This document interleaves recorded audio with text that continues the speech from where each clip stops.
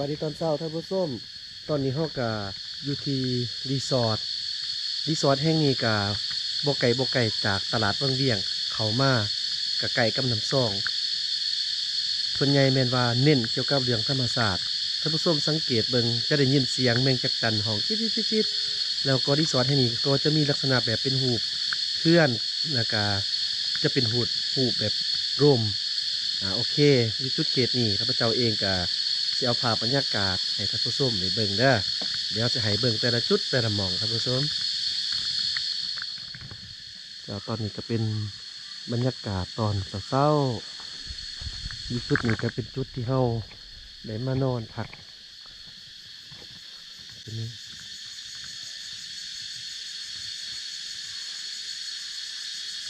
รูปนี้ก็จะมีทั้งห้องน้ำแล้วก็มีบ่อนอนนี่เอานอนตัวนี้คือว่าค่อนข้างคักท่านผู้ชมมีแอร์พร้อม เจ้าอันนี้ก็ถือว่าเป็นโซนทางในของโรม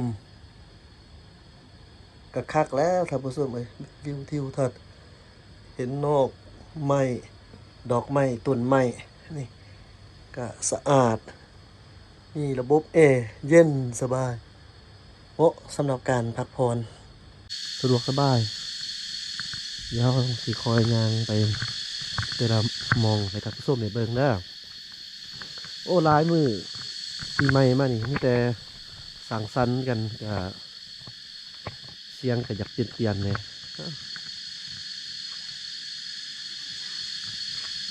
เอ้ย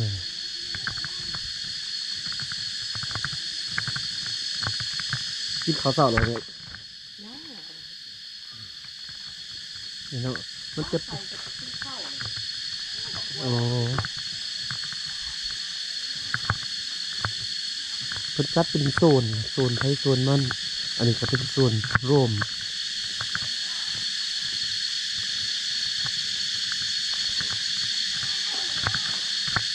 นี่อีโซนจุดนั้นก็สิเป็นลักษณะแบบผูเพื่อนเนาะผูเพื่อน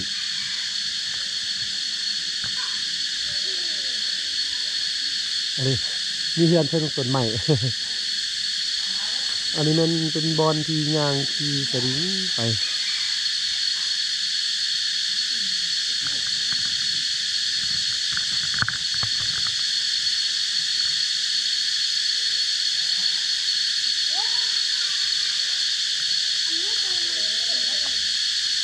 ออกตลาดอ่ะอือหือ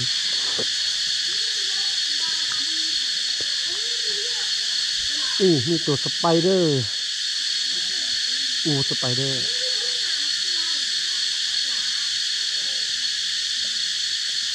จะมีภาพทั้ง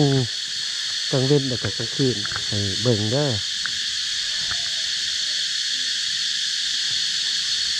มีบอลเขาเจ้ากินข้าวเช้าพร้อม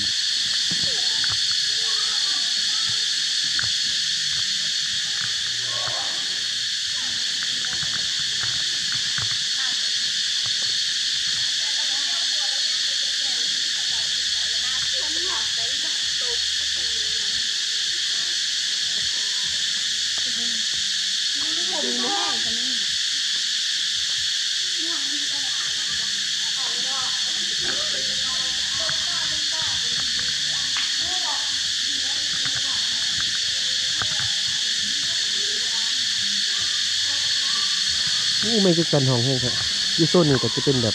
นี้แหละท่านผู้ชม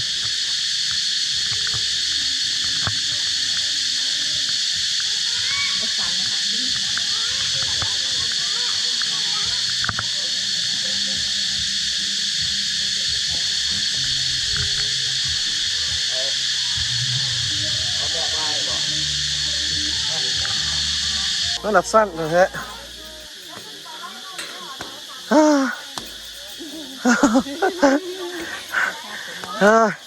ตอนน้องคือสิบ่เมื่อยปานใดเนาะเราเบียร์ล่ะบ่มันเมื่อยน้ำเหลาเบียร์นี่หากได้ขึ้นไปมีเงินได้อีกอ๋อจ้ะ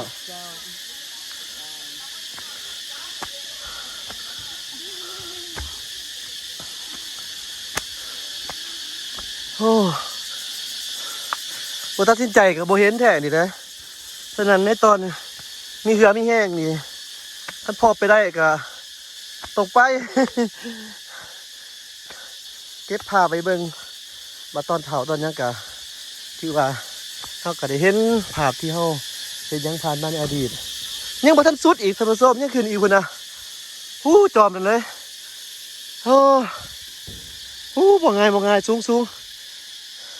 แต่ว่าก็คุ้มนี่ท่านผู้ชมเฮาก็สามารถเฮ็ดได้นี่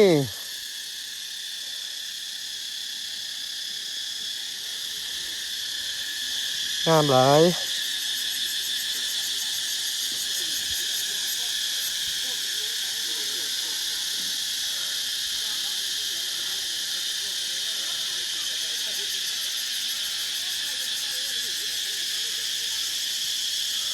โอ้งาม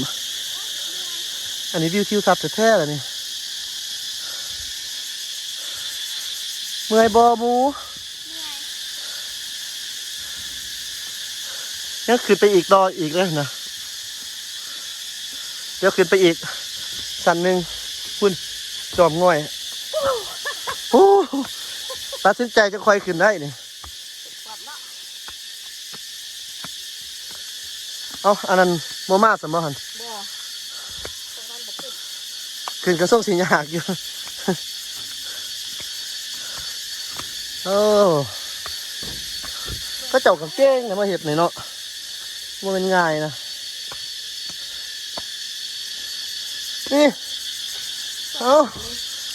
โอ้มานอนอยู่ที่คักนี่นะตอนกลางเว้นนี่เป็นไผไปอยู่แถวนี่นะมานอนดินอยู่นี่แต่ว่าก็ขึ้นมาที่กระบวนเมนว่าสีเย็นพอบันไดอยู่นี่ตอนนี้ยังห่อนอยู่เลยนี่โอ้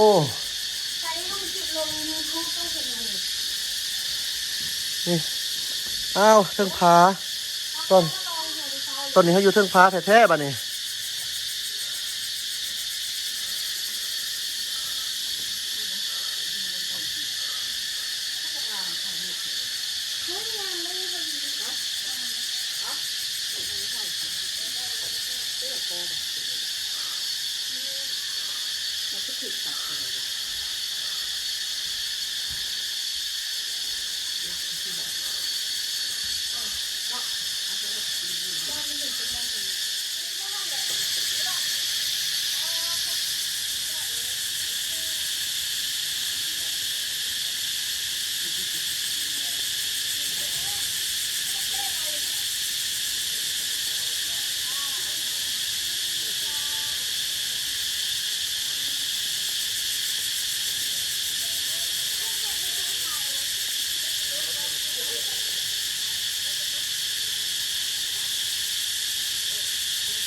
เขาก็จะเห็นมุมใกล้ๆก็เห็นมีน้ำไหลเย็น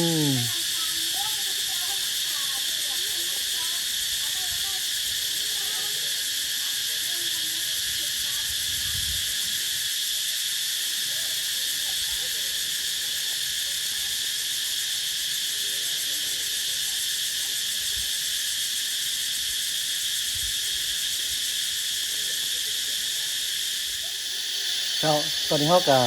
มาอยู่ที่จุดสูงสุดของสถานที่แห่งนี้บอนรีสอร์ทที่เขามานอนพักก็สามารถที่เขาเห็นได้เกือบว่าทั่วทุกมุมมีภูมีผาซ้ายนำก็ที่ว่าบรรยากาศเขากันร้ายครับส้มนี่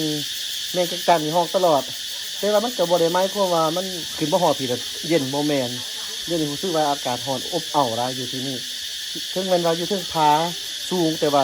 บ่มีลมพัดตอนนี้แต่พวกกันขามก็ตอนช่วงเช้าๆนี่นะที่ว่าอากาศดีครับส้มเสียดายเขาตื่นบ่ทันย้อนว่าเขาไปไล่มองไล่ผู้ซึกที่อยากเลยจะได้ตื่นบ่ทันยอมหับ เอ้าสิพาไปเบิ่งได้ชุดใดหม่องนะโอ้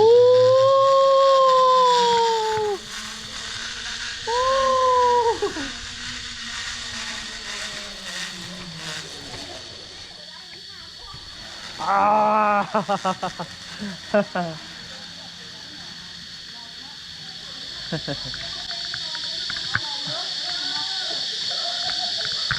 ง ก็ที่ว่าเป็นหยังที่มวนๆเป็นอีกแบบหนึง ถ้าท่านผู้ชมเบิ่งภาพบรรยากาศในตอนค่ำคืนตอนนี้อยู่ที่รีสอร์ทแห่งนี้โอเคเชิญท่านผู้ชมเบิ่งเลยเจ้าจุดเขตนี้จะเป็นแบบประเภทพวกโรมเป็นแบบโรมเขาเจ้าก็ปลูกเป็นพื้นยกพื้นขึ้นมาแล้วก็ใส่โรมมีติดแอร์มีห้องน้ำในตัวพร้อมถือว่าคักเลยท่านผู้ชมเดี๋ยวเขาคอยย่างเบิ่งวิวทิวทัศน์ไปพร้อมๆกันในส่วนตอนกลางคืนนี้ท่านผู้ชม